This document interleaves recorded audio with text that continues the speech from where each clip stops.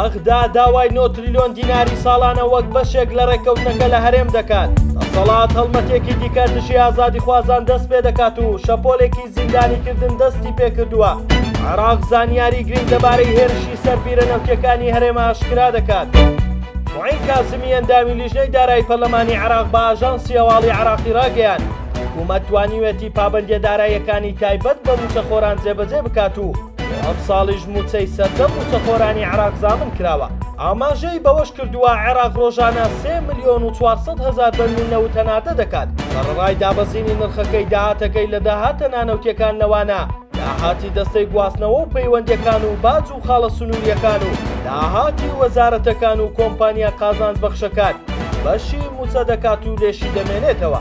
لەبارەی ڕێککەوتنی نێوان هەولێر و بەغدا کازمی دەڵێت پێویستە ڕێککەوتنەکە وە خۆی جێبەجێ بکرێت و هەرێمی کوردستان ساڵانە بەداهاتی نەوتی و نانەوتی 9 تریلیۆن دینار ڕادستی بەغدا بکات و دیوانی چاودێری دارایی سەرپەرشتی ڕێککەوتنەکە بکات. دوای ئەوەی دوێنێ کەیسێکی دیکەی شێروانی لەلایەن دەسەڵاتی هەولێرەوە ئەوانەی دادگا کرا بۆ ئەوەی دوای ئەوەی کەوا لە مانگی نۆی ئەمساڵ زیندانی تەواو دەبێت ماوەی زیندانیەکەی بۆ درێژ بکرێتەوە. هاوکات دوای ئەوەی ئەمڕۆ بڕیار بوو ڕۆژی دووشەممە کۆتایی بە سزای سەر ڕۆژنامە نووس ئومێد بەرەوشکی بێت و لە زیندان ئازاد بکرێت. بە گوێرەی زانیاری بنەماڵەکەی دادگای دهۆک ماوەی سزای زیندانی ئومێد بەرەوشکی بۆ ماوەی 6 مانگی دیکە درێژ کردوتەوە. جێی باسا لە چەند ڕۆژی ڕابردووش لە دەڤەری سیدەکان بە تاوانی مامەڵەکردن لەگەڵ گەریلا دادگا سزای ساڵێک و 6 مانگی بەسەر چالاکوان زێدان شاکر سەپان. ئەوە لە کاتێکدا ڕۆژ لە دوای ڕۆژ ڕزایەتیەکانی خەڵک دژی شکستەکانی دەسەڵات زیاتر دەبێت.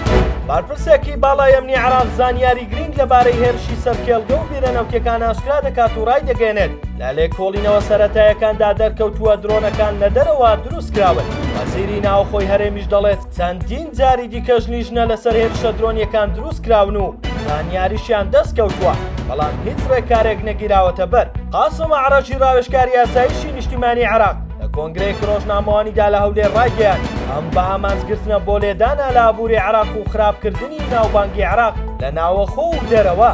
لای خۆشیەوە ڕێبەر ئەحمەد وەزیری ناوخۆی حکوومەتی هەرێم ڕایگەیاند ئامادەن هەموو هاوکاریەک پێشکەش بەو لیژنەی عێراق بکەن و هیواخوازن ئەمە کۆتا لیژنە بێت و بگەنە دەرەنجامێکی دروست. هێرشەکان لە سنووری خۆی دەرچووە و نابێت دووبارە ببنەوە.